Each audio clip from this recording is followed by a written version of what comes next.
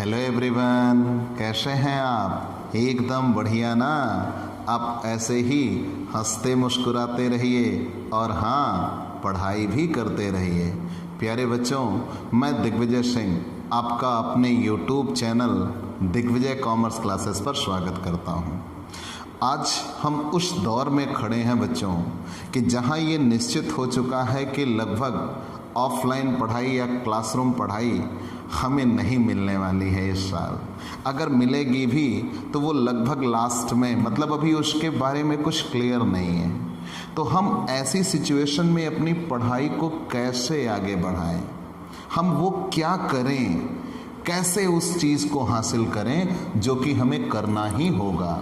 तो आपके लिए, अगर आप कॉमर्स के स्टूडेंट हैं, बिल्कुल भी चिंता करने की बात नहीं है ना। ये आपका अपना दोस्त दिग्विजय सिंह आपके लिए कॉमर्स के हर एक सब्जेक्ट, चाहे वो न्यूमेरिकल सब्जेक्ट हो चाहे वो थ्योरेटिकल सब्जेक्ट हो, हर एक सब्जेक्ट की टॉपिक बाय टॉपिक पूरी पढ़ाई आपके इस online network YouTube channel Digvijay commerce classes पर आपको दे रहा है।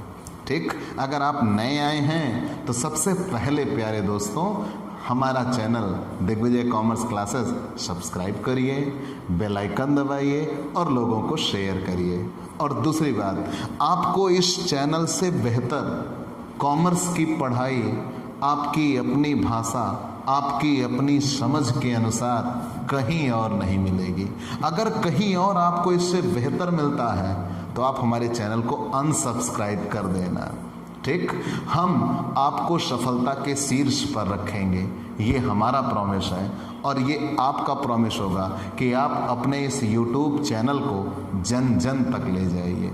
ठीक दोस्तों, चलिए तो ज़्यादा से ज़्यादा शेयर करिए और इतना ज़्यादा पॉपुलर बना दीजिए कि ये भारत देश के हर एक व्यक्ति के मोबाइल के इनबॉक्स तक ये ज़रूर पहुँचे। ठीक बच्चों, तो चलिए, हमने बीकॉम पार्ट 1, आप एक एक चीज़ें जानते रहिए। बीकॉम पार्ट 1, बीकॉम पार्ट 2 और बीकॉम पार्ट 3 सबके लिए कुछ सब्जेक्ट की शुरुआत कर दी है। जैसे बीकॉम पार्ट 1 के लिए हमने बिजनेस कम्युनिकेशन स्टार्ट किया। बीकॉम पार्ट 2 के लिए लगभग हम बिजनेस स्टैटिस्टिक्स समाप्त कर चुके हैं और बीकॉम पार्ट 3 के लिए हमने कॉरपोरेट अकाउंटिंग में काफ़ी हद तक आगे बढ़ा दिया और इनकम टैक्स भी और ऑडिटिंग भी। तो मतलब ये कहने का सीधा और साफ है कि हम दिन प्रतिदिन अपने द्वारा दी जाने वाली शिक्षा में आगे बढ़ते जा रहे हैं। लेकिन अब हमने बीकॉम फर्स्ट ईयर पे सबसे ज़्यादा फोकस करने की बात की। ये आपकी क्लास बीकॉम फर्स्ट ईयर के लिए है, business communication. Business communication BCom first year के हर एक यूनिवर्सिटी में है। ठीक, चाहे वो इलाहाबाद स्टेट यूनिवर्सिटी हो, चाहे वो डॉक्टर राम मनोहर लोहिया अवध यूनिवर्सिटी हो, चाहे वो कानपुर की छत्रपति साहू जी महाराज यूनिवर्सिटी हो, इवन आप कोई भी यूनिवर्सिटी कह लो। और तो और ये UGC नेट का एक इम्पॉर्टेंट सब्जेक्ट या यूनिट कह लीजिए, आपको फर्स्ट पेपर में भी मिलता है, मतलब सारे बच्चों को पढ़ना है, और सेकंड पेपर कॉमर्स में तो ये होगा ही होगा। तो ये एक ऐसा सब्जेक्ट है बिजनेस कम्युनिकेशन। तो चलिए बच्चों, हम उस कम्युनिकेशन जो कि हमारे एक जीवन की मूलभूत आधार है, आज किसी भी व्यक्ति के संबंध किसी दूसरे से हैं तो ये संप्रेषण की देन है।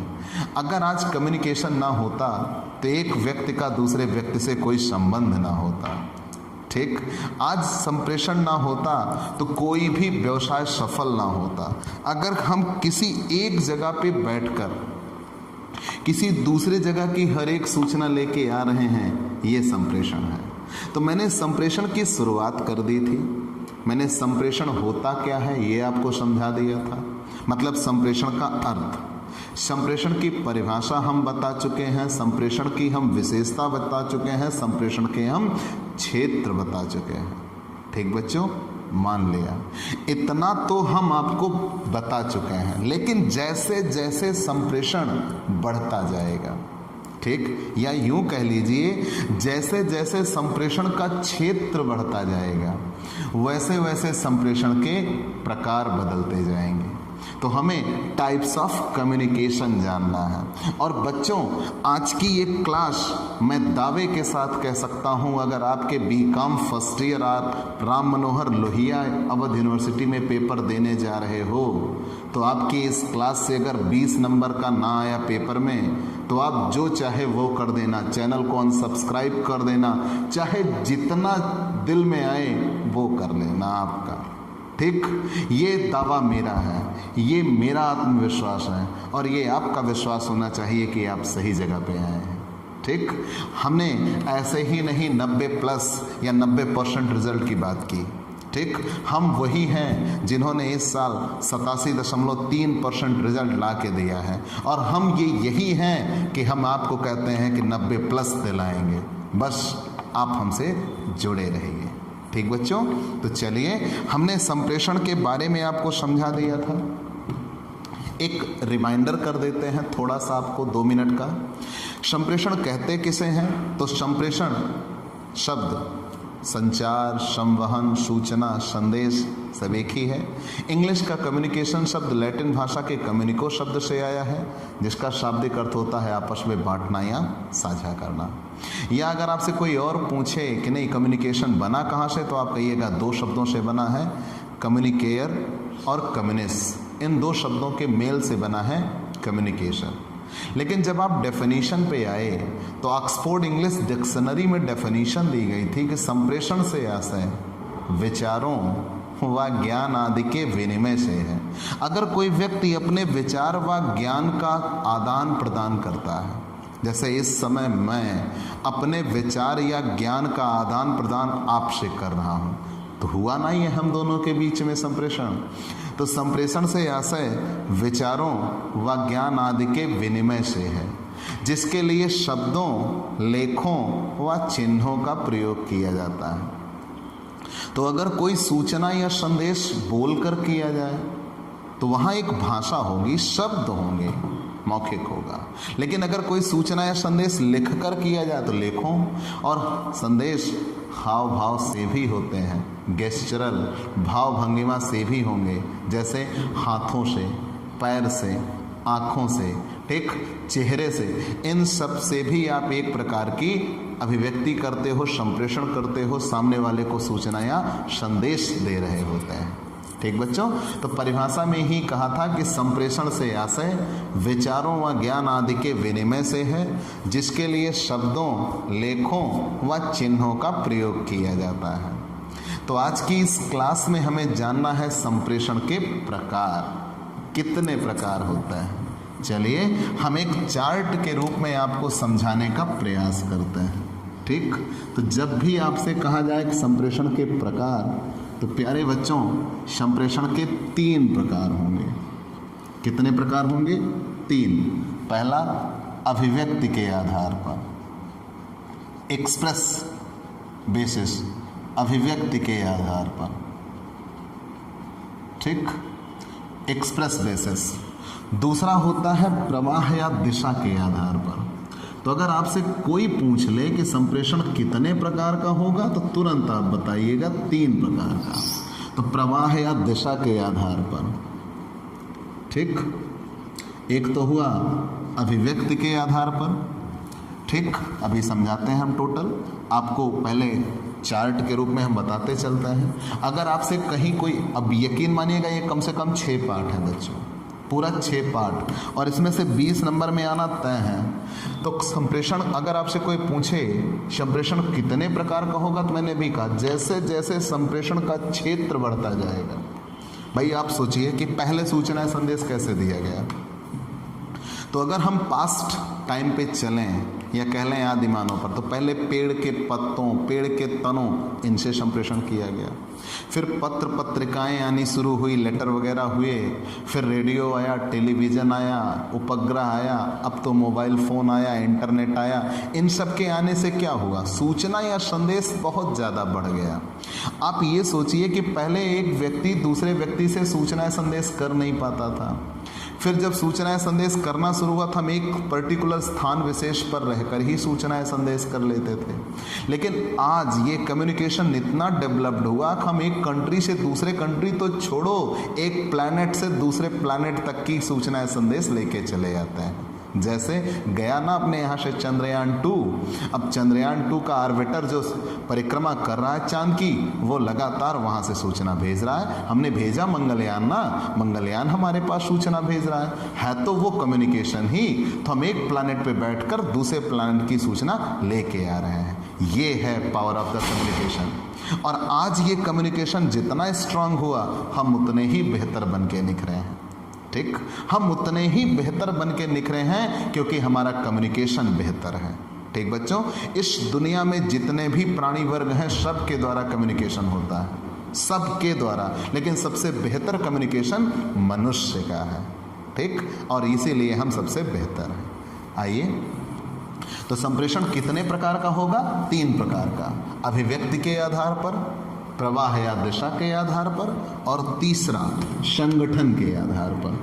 प्रवाह या दिशा कहा जाता है, संगठन या संबंध कहा जाता है, संगठन या संबंधों के आधार पर। ठीक, संबंधों के आधार पर। तो कितने प्रकार के हो गए? 3 प्रकार के। कैसे? अब इनको हम बताते हैं। भाई मान लीजिए हमने कोई सूचना या संदेश देना है, हमें कोई सूचना या संदेश देना है, तो जिस व्यक्ति को हमें सूचना या संदेश देना है, तो सूचना या संदेश देने के लिए उस सामने वाले को हम अपने द्वारा बताई जाने वाली बात कैसे व्यक्त करेंगे, वो हमारा व्यक्त करने का तरीका ही उसकी अभिव्यक्ति कहलाएगी। ठीक, तो किसी भी सूचना या संदेश को हम सामने वाले व्यक्ति तक कैसे पहुंचाएंगे, वो हमारे द्वारा दी जाने वाली अभिव्यक्ति होगी। तो सबसे पहला प्रकार क्या होता है? अभिव्यक्ति के आधार पर। मतलब हमारे सूचना या संदेश करने का ढंग, उस सामने वाले व्यक्ति तक पहुंचाने का तरीका ही क्या कहलाती है? अभिव्यक्ति कहलाती है। मतलब हाउ कुड बी एक्सप्रेस, हम अपने द्वारा दी जाने वाली सूचना को कैसे बता सकते हैं सामने वाले को, ये एक तरीका बताता है। दूसरा, प्रवाह या दिशा के आधार पर कैसे आता है, हमारे द्वारा जो संप्रेषण होगा वो किस दिशा में जाएगा। इवन ऐसे पैरेलल होगा, मतलब आप कह लीजिए एक लेवल पे चलेगा, या एक लेवल पे ऐसे, एक लेवल पे ऊपर, फिर ऐसे नीचे आ सकता है, या सीधा ऊपर हम जाते हुए आएंगे या सीधा नीचे आते हुए आएंगे। मतलब वो उसकी दिशा बताता है, वो प्रवाह या दिशा के आधार पर होगा। मतलब यहाँ पे ये होगा, ये हमारे संप्रेषण की दिशा बताएगा कि संप्रेषण किस ओर जा रहा है। ठीक, मैंने ये पहला बताया। अभिव्यक्ति के आधार पर संप्रेषण कैसा होगा?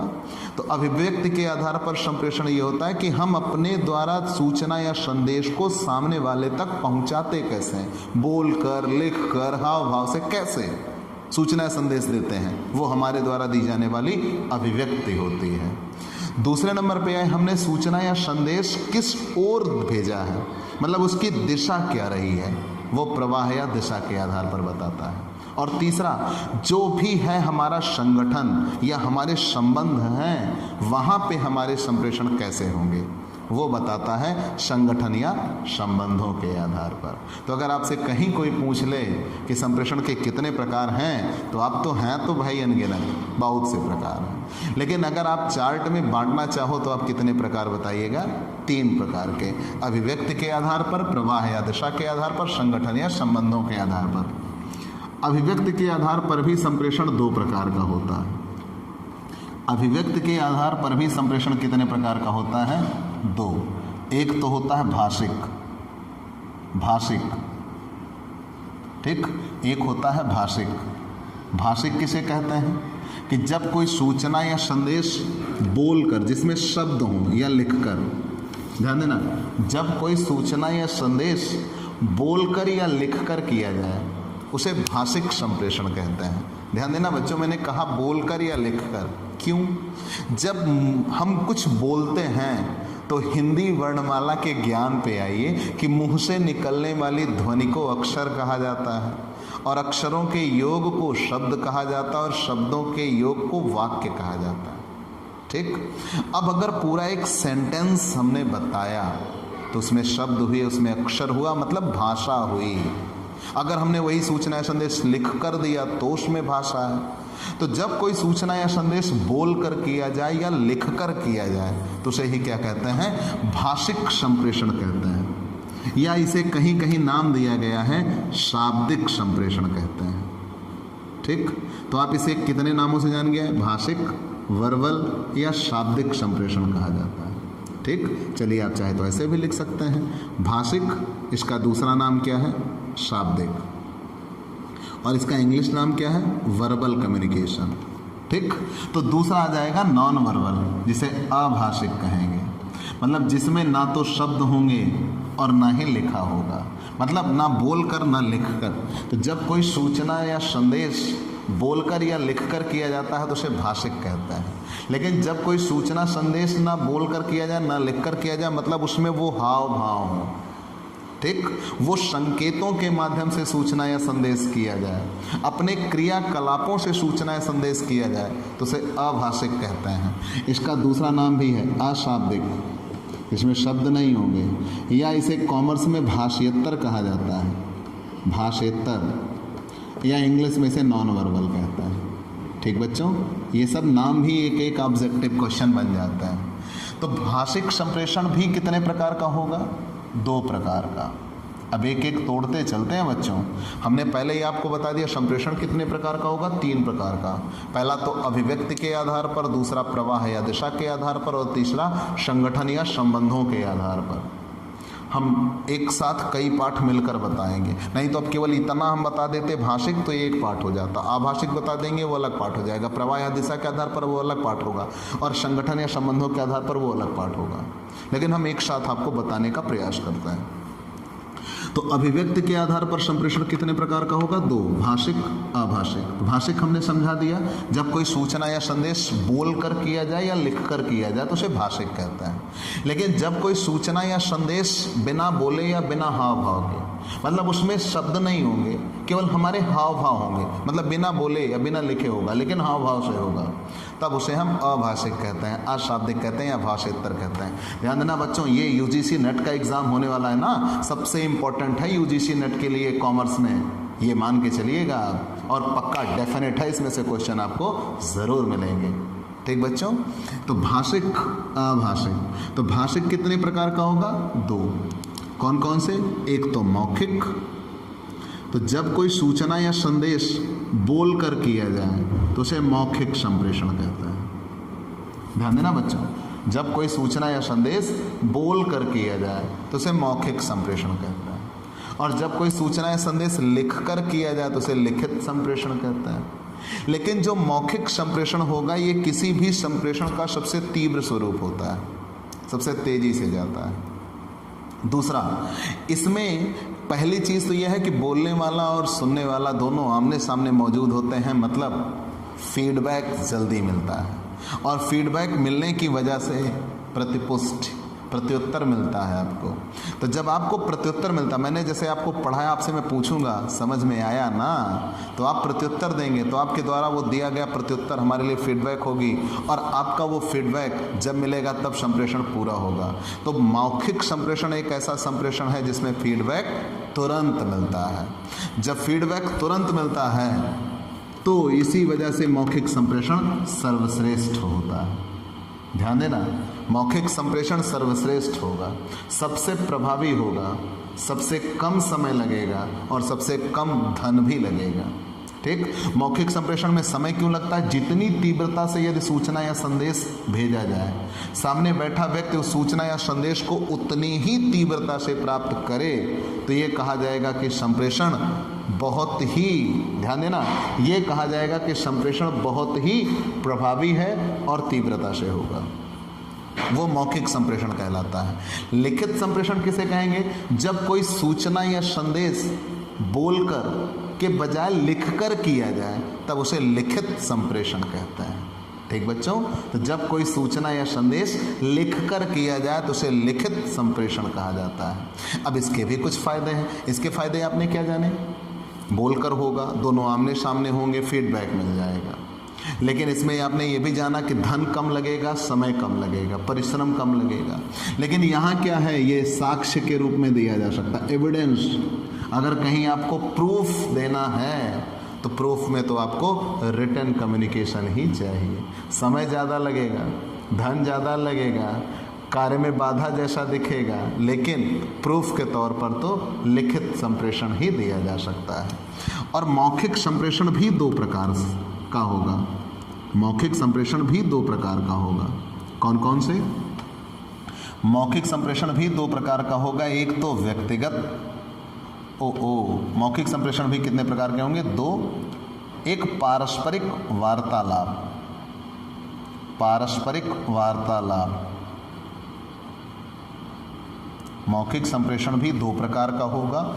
एक पारस्परिक वार्तालाप, ठीक, और दूसरा प्रकार होगा, पहला मौखिक संप्रेषण कितने प्रकार का होगा? दो प्रकार का। एक पारस्परिक वार्तालाप और दूसरा होगा यंत्र चालित। ठीक बच्चों, यंत्र चालित। अब पहले इसे जानिए आप क्या क्या होगा।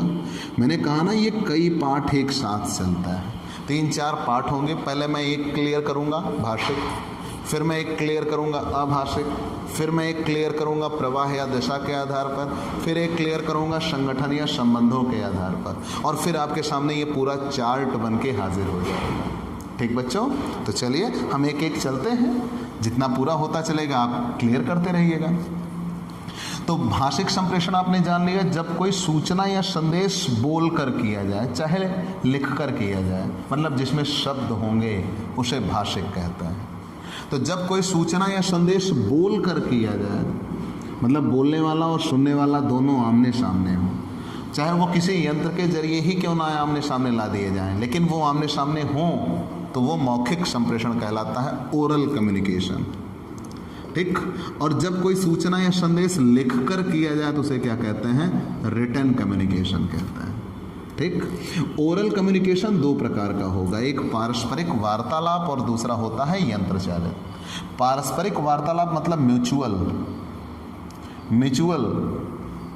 वार्तालाप को आप क्या कह लीजिएगा? कन्वर्सेशन, म्यूचुअल कन्वर्सेशन, और इसे डिवाइस कहा जाएगा। ठीक। यंत्र चालित, तो पारस्परिक वार्तालाप कहते किसे हैं प्यारे बच्चों? जब बोलने वाला और सुनने वाला दोनों आमने सामने हो, मतलब दोनों एक स्थान पे हो। जब दोनों आमने सामने हो तो उसे पारस्परिक वार्तालाप कहा जाता है। ठीक। जैसे कोई सभा हो रही हो, आप अपने गांव में किसी व्यक्ति से बात कर रहे हो, अपने घर में किसी व्यक्ति से बात कर रहे हो, मतलब बोलने वाला और सुनने वाला दोनों आमने सामने मौजूद होते हैं, तब उसे पारस्परिक वार्तालाप कहा जाता है। ठीक। और ये सबसे बेहतर में आता है क्योंकि आपको फीडबैक तुरंत मिलता है, वो तो मौखिक का ही गुण है। लेकिन लगा इसमें बोलने वाला और सुनने वाला दोनों आमने सामने मौजूद होंगे, और संप्रेषण का सबसे तीव्र स्वरूप होता है, और उसे ही पारस्परिक वार्तालाप कहा जाएगा। जैसे कोई सभा हो, कोई सेमिनार हो, तो वहाँ सब चीज़ें ये किस पे हैं? पारस्परिक वार्तालाप में आता है। ठीक। मतलब बोलने वाला और सुनने वाला दोनों एक जगह एक साथ एक स्थान पे मौजूद होते हैं।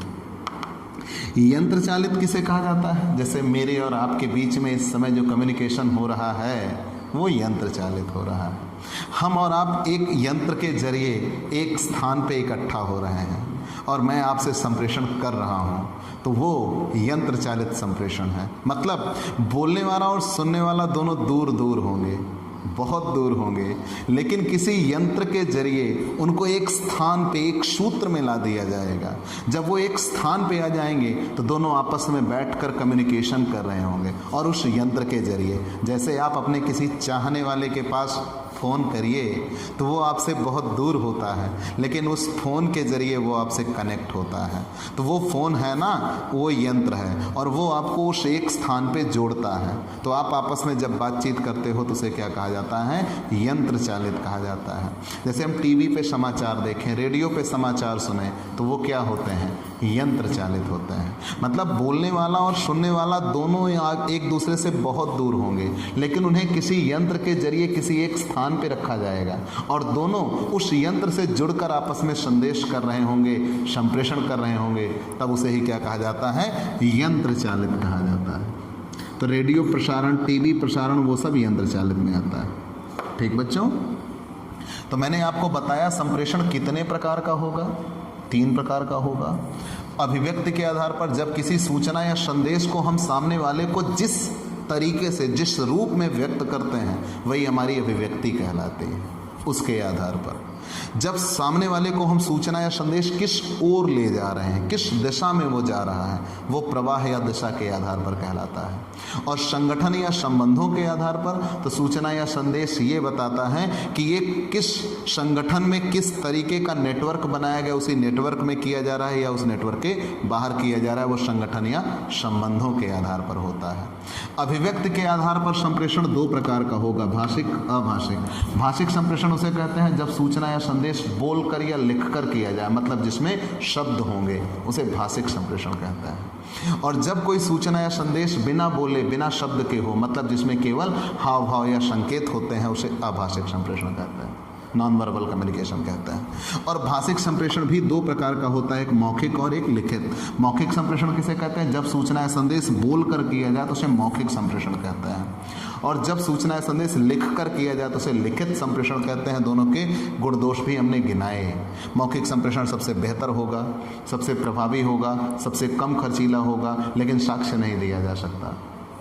इसमें फीडबैक तुरंत मिल जाती है, इसमें फीडबैक देर से मिलती है, रख रखाव में खर्चे ज़्यादा होंगे, कार्य में बाधा जैसा दिखेगा, लेकिन महंगा भी होगा, लेकिन लगा साक्ष्य के तौर पर लिखित दिया जा सकता है।